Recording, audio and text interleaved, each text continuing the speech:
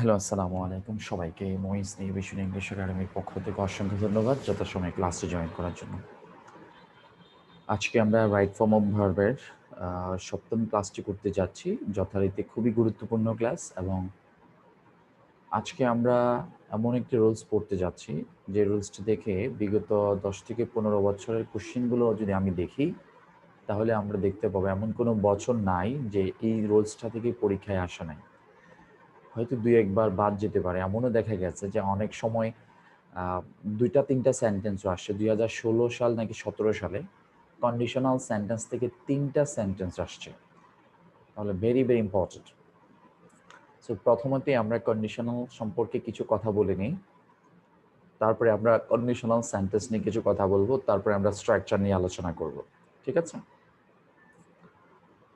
আমরা আমাদের বইয়ের ১৪ নম্বর পেজের একদম নিচের দিকে ৭ নম্বর পার্টিতে দেখো কন্ডিশনাল সেন্টেন্স।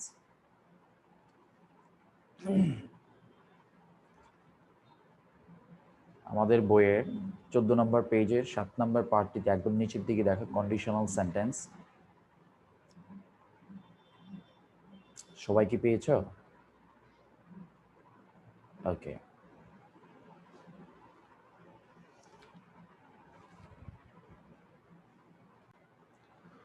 কন্ডিশনাল সেন্টেন্স, এই কন্ডিশনাল সেন্টেন্স সম্পর্কে বিস্তারিত আমাকে কি বুঝাতে পারবে? আমি হেল্প করব। এর পরবর্তীতে আমি আবার পড়াবো। কেউ কি বুঝাতে পারবে?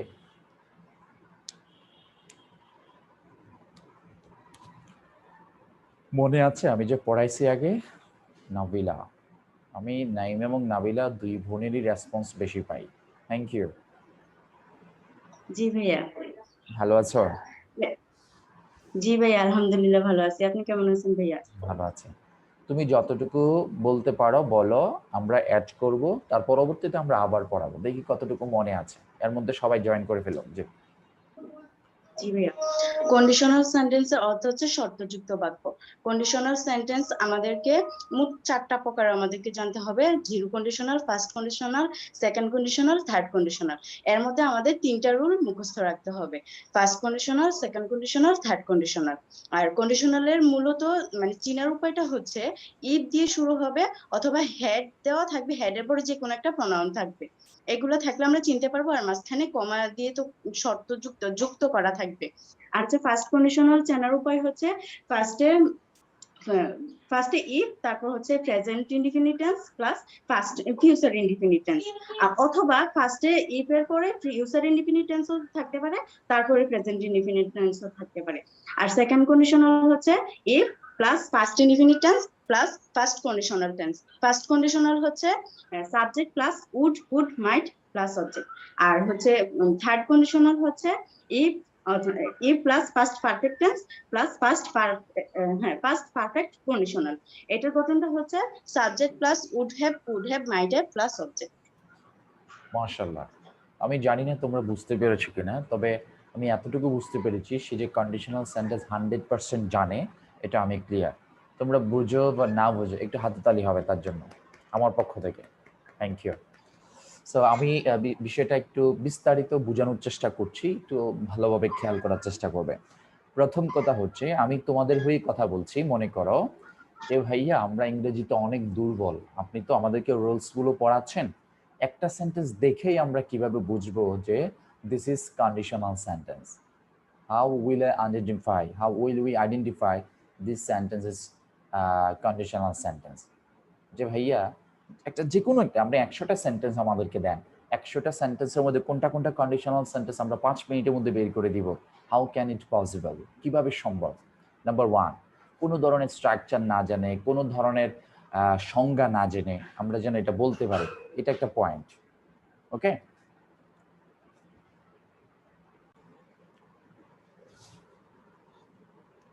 তাহলে আমরা কন্ডিশন সম্পর্কে একটু আলোচনা করি। স্টেপ বাই স্টেপ আমরা টোটাল বিষয়টা আলোচনা করব। আর যে বিষয়টা বুঝবা না সেটা একটু সাথে সাথে নোট ডাউন করে রাখবে। পরবর্তী আমি যখন প্রশ্ন পর্ব রাখবো তখন তোমরা প্রশ্ন করবে। ওকে? আচ্ছা। প্রথম কথা হচ্ছে কন্ডিশনাল সেন্টেন্সের কথা আপনি বলছেন ভাইয়া। প্রথম কথা হচ্ছে কন্ডিশনাল কি? দেখো কন্ডিশনাল কি? আমাদের বইয়ে খুব বিস্তারিত লিখেছি দেখো। যে 14 নম্বর পেজে একদম নিচের দিকে কন্ডিশন শব্দের অর্থ হচ্ছে অবস্থা বা শর্ত। আমরা সেটা সবাই জানি যে শানযুক্ত শব্দ থাকলে সেটা নাউন হয়, যেমন TION শান, শানযুক্ত শব্দ থাকলে কি হবে, সেটা নাউন হবে। এই কন্ডিশন শব্দটা অ্যাডজেটিভ, এই কন্ডিশন শব্দটার অ্যাডজেটিভ হচ্ছে কন্ডিশনাল। আমরা জানি যে AL যুক্ত শব্দগুলো অ্যাডজেটিভও হয়, ঠিক আছে, কন্ডিশনাল। সেটা আমরা চেঞ্জিং ওয়ার্ডসে আমরা শিখেছিলাম যে কন্ডিশন নাউন কিভাবে চিনবো, অ্যাডজেটিভ কিভাবে চিনবো, ভার্ব কিভাবে চিনবো, অ্যাডভার্ব কিভাবে চিনবো। কন্ডিশনাল শব্দের অর্থ হচ্ছে শর্তযুক্ত, আর সেন্টেন্স শব্দের অর্থ হচ্ছে বাক্য। তাহলে আমি যদি এখন কন্ডিশনাল সেন্টেন্সটাকে একসাথে বলি, তাহলে আমাকে বলতে হবে কন্ডিশনাল সেন্টেন্স মানে হচ্ছে শর্তযুক্ত বাক্য। আমার সাথে সাথে একটু বলার চেষ্টা করবে, যদিও আমি শুনবো না, এটা নিজ তাগিদে নিজ প্রয়োজনে তোমরা বলার চেষ্টা করবে, ঠিক আছে। যদি আমরা সরাসরি হতো সবাইকে পড়তে বলতাম, কারণ আমরা জানি যে আমরা ক্লাস 5-এর স্টুডেন্টের মতো করে শিখছি, সো আমাদেরকে ক্লাস 5-এর স্টুডেন্টের মতো করে কিছু বিহেভিয়ার আমাদেরকে দেখাইতে হবে। হ্যাঁ, তাহলে কন্ডিশনাল সেন্টেন্স মানে কি, শর্তযুক্ত বাক্য। শর্তযুক্ত বাক্য, যাতে করে তোমাদের ক্লাসের পড়াটা ক্লাসে অনেকটা ক্লিয়ার হয়ে যায়। হ্যাঁ, তোমরা যখন কথা বলবে তখন তোমাদের জড়তাটা ক্লিয়ার হবে, তোমরা যখন শুনবে তখন তোমাদের লিসেনিং স্কিল বাড়বে, তোমরা যখন বারবার বলবে একই পড়া তাহলে তোমাদের পড়াটা মুখস্থ হয়ে যাবে, পরবর্তীতে পড়ার আর খুব একটা সুযোগ এবং সময় নষ্ট করার তোমাদের দরকার হবে না। তাহলে সুতরাং আমরা বলতে পারি কন্ডিশনাল সেন্টেন্স শব্দ অর্থ হচ্ছে শর্তযুক্ত বাক্য। তাহলে কন্ডিশন হচ্ছে নাউন, কন্ডিশনাল হচ্ছে অ্যাডজেটিভ, সেন্টেন্স শব্দের অর্থ বাক্য, কন্ডিশনাল সেন্টেন্স শব্দের অর্থ শর্তযুক্ত বাক্য। এতটুকু তো সবাই আমরা বুঝতে পেরেছি, রাইট? একটু রেসপন্স করবে, হ্যাঁ। তোমরা যদি না বুঝে থাকো তাহলে আমি হয়তো আবার পিছনে যেতে হবে, তাহলে সেই জন্য তোমরা একটু রেসপন্স করবে। ওকে, আর এখন দেখো যে ভাই আপনি যে একটু আগে একটা কথা বললেন যে যে কোনো সেন্টেন্স আমরা কোনো ধরনের সংজ্ঞা বা স্ট্রাকচার না জেনেই যেন আমরা বলতে পারি যে এটা একটা কন্ডিশনাল সেন্টেন্স, সেটা কিভাবে সম্ভব? একটু স্ক্রিনের দিকে খেয়াল করো, আমি লিখে দিচ্ছি এবং তোমরাও সাথে সাথে লিখবে। হ্যাঁ, সাথে সাথে লিখবে। কয়েকটা ক্লু থাকতে পারে, কয়েকটা ক্লু। যেমন এক নাম্বার হচ্ছে কোনো সেন্টেন্সের শুরুতে ইফ থাকতে পারে। লিখো, কোনো সেন্টেন্সের শুরুতে কি থাকতে পারে, ইফ থাকতে পারে। 2 নাম্বার হচ্ছে কোনো সেন্টেন্সের শুরুতে হ্যাড থাকতে পারে এবং হ্যাডের পরে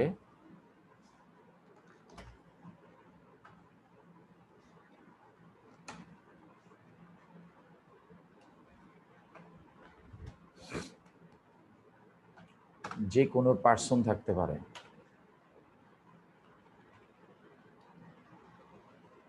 যে কোনো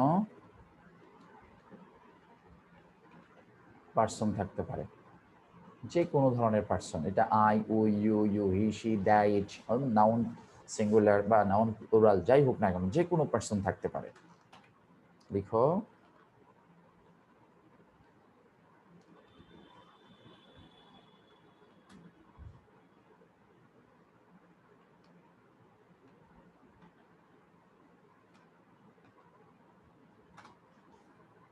তাহলে কি হলো, প্রথমটা হচ্ছে কি দিয়ে শুরু হবে, হেড দিয়ে শুরু হবে, অর্থাৎ হেড থাকবে সেন্টেন্সের শুরুতে, কি থাকবে, হেড থাকবে, সরি ইফ থাকবে। 2 নাম্বারটা হচ্ছে সেন্টেন্সের শুরুতে হেড থাকবে এবং হেডের পরে যে কোনো ধরনের পার্সন থাকবে। যে কোনো ধরনের পার্সন বলতে আসলে আমরা কি বুঝি, যেমন দেখো, যে কোনো ধরনের পার্সন বলতে আমরা বুঝি যেমন আই হতে পারে, উই হতে পারে, ইউ হতে পারে, হি হতে পারে, শি হতে পারে, ইট হতে পারে, দে হতে পারে, ঠিক আছে। তারপরে হচ্ছে noun,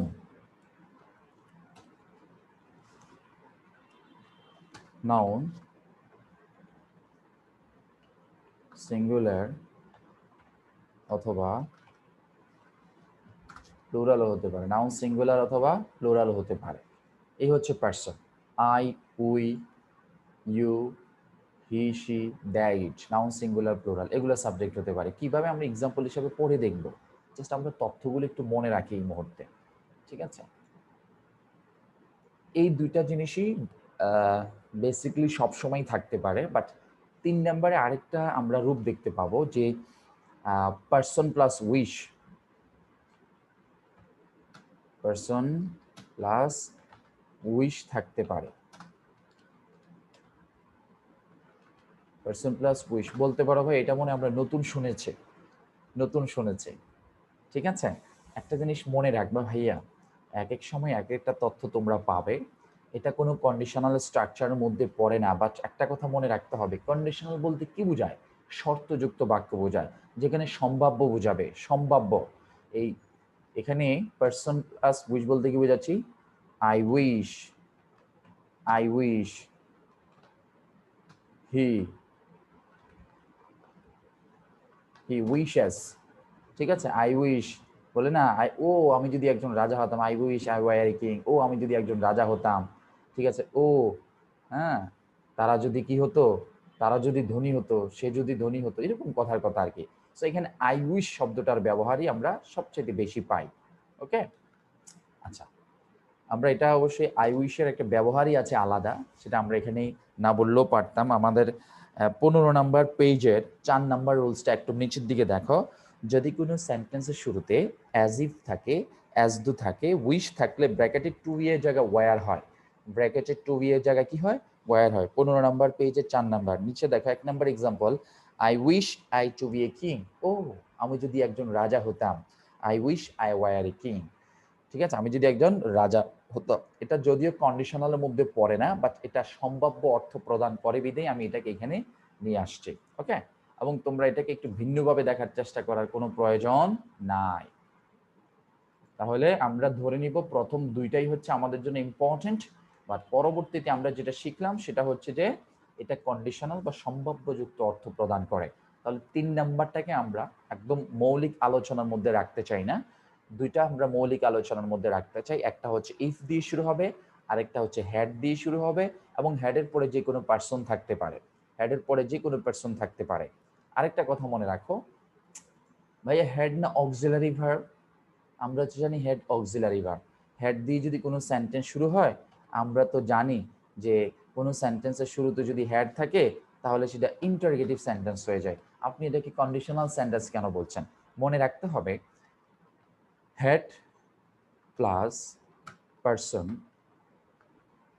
person equal had plus person dot dot dot dot dot dot dot. মনে করো যদি ফুল স্টপ থাকে, একটু বোঝার চেষ্টা করবে,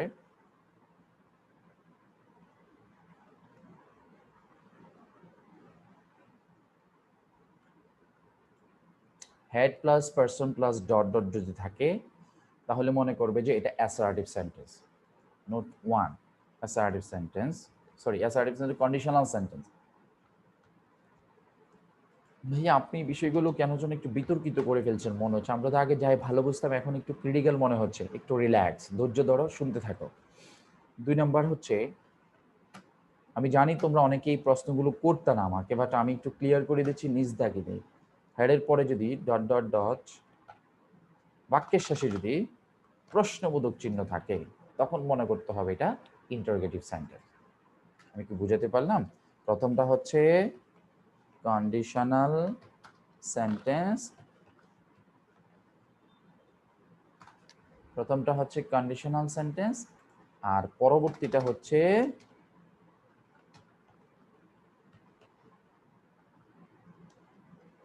ইন্টারোগেটিভ সেন্টেন্স। তাহলে হ্যাড নিয়ে আমরা একটু নতুন তথ্য পাচ্ছি যে হ্যাড দুইটা সেন্টেন্সে হতে পারে, হয় ইন্টারোগেটিভ সেন্টেন্স না হয় কন্ডিশনাল সেন্টেন্স। এখন হ্যাড দিয়ে শুরু হয়েছে, বাট সেন্টেন্সের শেষে ফুল স্টপ দেওয়া আছে, সো এটাকে আমরা ইন্টারোগেটিভ বলবো না, এটাকে বলবো কন্ডিশনাল সেন্টেন্স। কারণ আমরা জানি ইন্টারোগেটিভ সেন্টেন্সের শেষে প্রশ্নবোধক চিহ্ন থাকে, যেটাকে সাইন অফ ইন্টারোগেশন অথবা note of interrogation, time of interrogation আমরা বলে থাকি। তাহলে হ্যাড প্লাস পার্সন দিয়ে শুরু হওয়ার পরে যদি কোনো বাক্যের শেষে ইন্টারোগেটিভ প্রশ্নবোধক চিহ্ন থাকে, তখন সেটাকে আমরা ইন্টারোগেটিভ সেন্টেন্স বলবো। যে ভাই দুই একটি এক্সাম্পল যদি আমাদের দিয়ে আলোচনা করেন তাহলে আমরা বুঝতে সুবিধা হবে। আসলে ভাইয়া আমরা শুধু এখন কি করতেছি, identify the sentence which sentence is conditional sentence. যে আমি 10টা সেন্টেন্স দিলাম, তোমরা সহজে কিভাবে বলতে পারো যে এটা কন্ডিশনাল সেন্টেন্স। আমরা যদি আমাদের বইও যদি খেয়াল করি, এক্সাম্পলগুলো দেখলে আমরা ক্লিয়ার হব। আচ্ছা,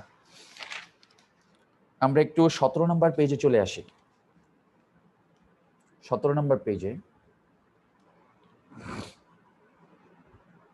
এটা একটু স্ক্রিনশট দিয়ে রাখো, আগে একটু স্ক্রিনশট দাও সবাই, এটা একটু স্ক্রিনশট দাও, সবাই একটু স্ক্রিনশট দাও।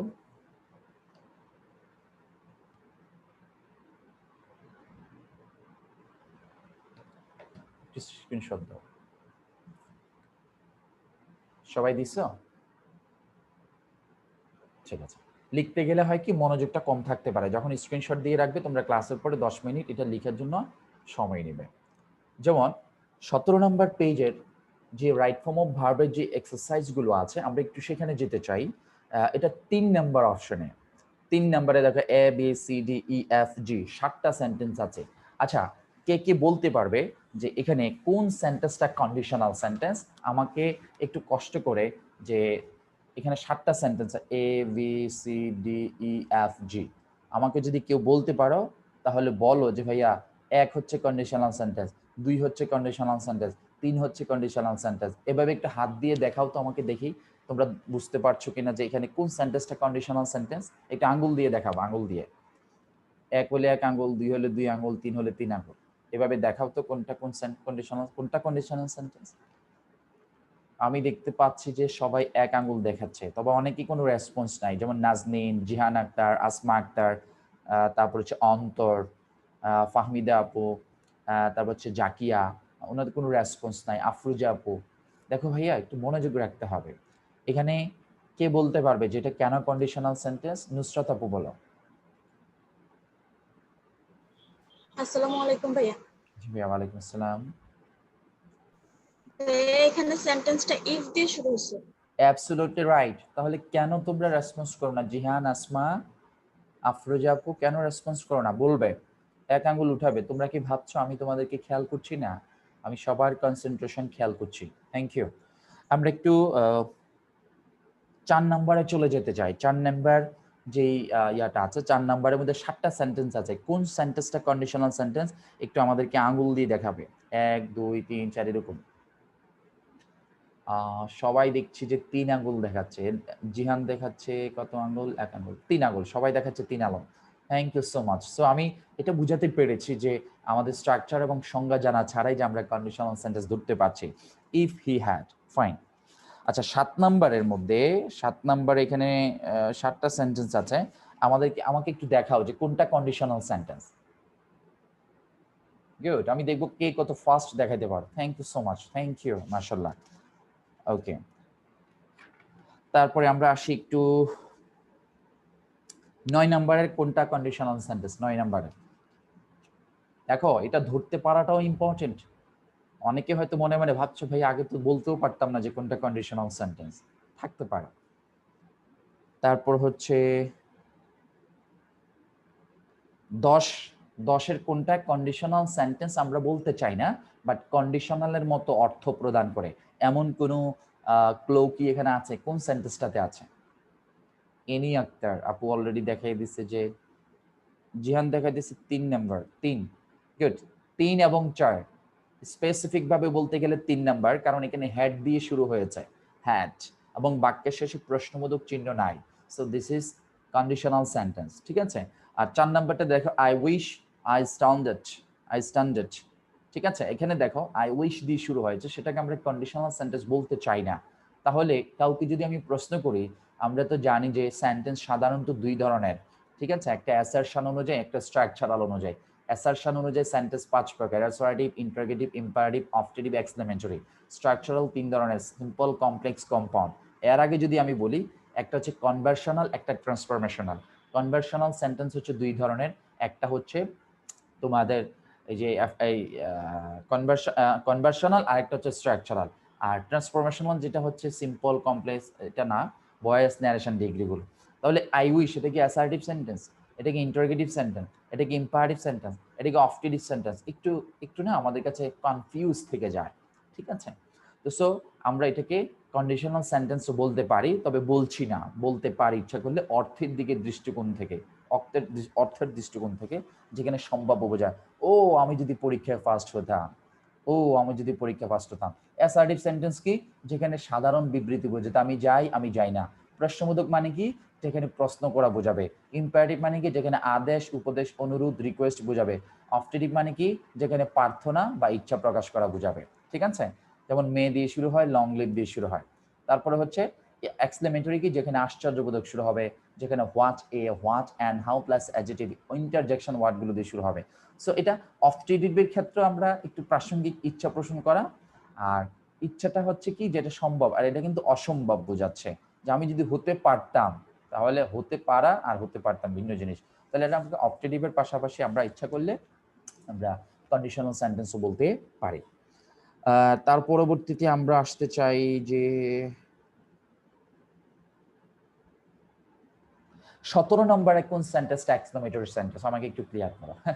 অলরেডি অনেকে খুঁজে রেখে দিয়েছে, তামান্না দেখলাম যে হাত মনে আগেই তুলে রেখেছিল। মাশাআল্লাহ, থ্যাংক ইউ। যে এরপরে কোনটা ভাই আমাদেরকে জিজ্ঞেস করতে পারে। 20-এর কত নাম্বারটা? 20-এর। মাশাআল্লাহ, মাশাআল্লাহ। আই থিংক আমি সাকসেস, যেটা বুঝাতে পেরেছি যে তোমরা সেন্টেন্স দেখে বলতে পারো। সবাই কি এখন বুঝতে পেরেছো? Thank you. এখন আমরা আলোচনায় যেতে পারি। তাহলে আমরা যে কোনো সেন্টেন্স দেখেই এখন আমরা বলতে পারছি যে কোনটা কোনটা কন্ডিশনাল সেন্টেন্স। 3টা ক্লু আমরা শিখেছি। একটা হচ্ছে ইফ দিয়ে শুরু হবে, একটা হচ্ছে হ্যাড দিয়ে শুরু হবে, তবে বাক্যের শেষে ফুল স্টপ থাকতে হবে। 3 নাম্বার হচ্ছে আই উইশ, অর্থাৎ উইশ দিয়ে শুরু হবে, যে কোনো পার্সন থাকতে পারে। ঠিক আছে?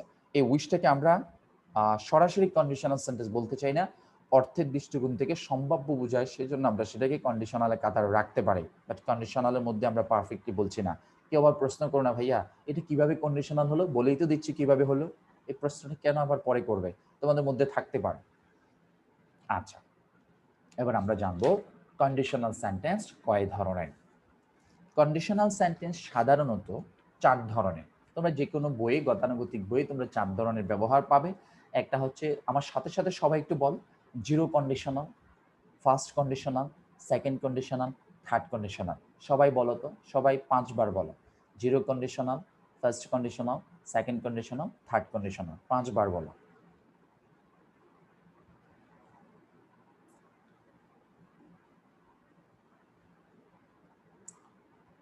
আমাকে একটু আঙ্গুল দিয়ে দেখাবে যে কন্ডিশনাল সেন্টেন্স কয় ধরনের, একটু আঙ্গুল দিয়ে দেখাবে।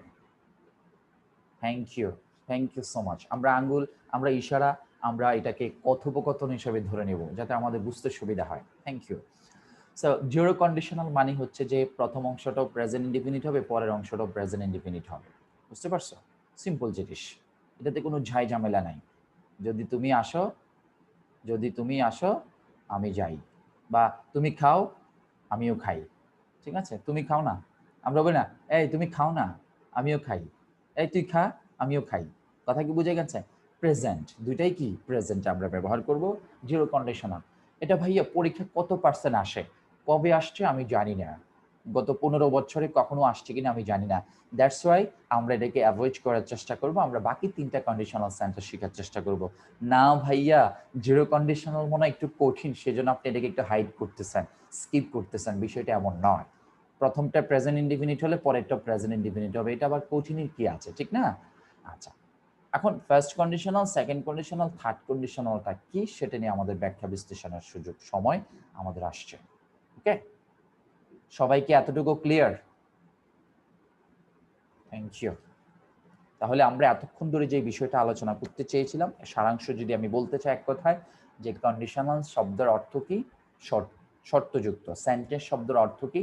বাক্য। কন্ডিশনাল সেন্টেন্স শব্দের অর্থ কি? শর্তযুক্ত বাক্য। যে কোনো ইংরেজি সেন্টেন্স আমরা দেখিয়ে যেন বলতে পারি যে কন্ডিশনাল সেন্টেন্স। কিভাবে বুঝবো? সেন্টেন্সের শুরুতে ইফ থাকতে পারে, সেন্টেন্সের শুরুতে হ্যাড থাকতে পারে, তবে হ্যাড থাকলে শর্ত হচ্ছে বাক্যের শেষে ফুল স্টপ থাকতে হবে, আর যদি প্রশ্নবোধক চিহ্ন থাকে সেটাকে ইন্টারোগেটিভ বলতে হবে। 3 নম্বরে আমরা আরেকটা সেন্টেন্স দেখেছি যে যে কোনো সেন্টেন্স উইশ দিয়ে শুরু হতে পারে, দ্যাট মিনস উইশের আগে সাবজেক্ট থাকবে। ঠিক আছে? এই হচ্ছে বিষয় আমাদের। তো যাই হোক, আমরা কন্ডিশনাল সেন্টেন্স খুব ভালোভাবে বুঝতে পেরেছি, এবং কন্ডিশনাল সেন্টেন্স 4 ধরনের, zero conditional, first conditional, second conditional, third conditional. আমরা পরবর্তীতে বিস্তারিত আলোচনা করব। Thank you.